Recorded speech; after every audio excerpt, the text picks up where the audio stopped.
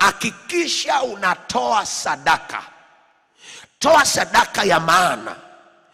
Unapowaona wanamuziki wengine huko duniani, the kind of sacrifice, aina ya sadaka wanazotoa, unasikia hizo story.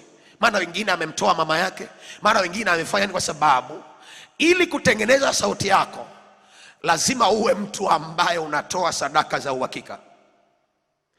Sio tu zile za kila siku unatoa zieleweki. Nisikilize, nakwambia hapa neno la Bwana. Maandiko anasema Habili alitoa sadaka kwa imani, na kwa sababu hiyo alihesabiwa kuwa ana haki kuliko Kaini.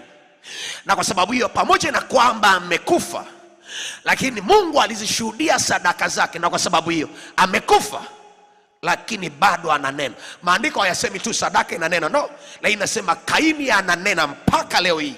Ukisoma Kiingereza anasema still speaks, kwa maana ya kwamba it is continuously, kwamba mpaka leo hii Kaini anazungumza. Kitu gani kinamfanya mpaka leo azungumze? Sadaka yake.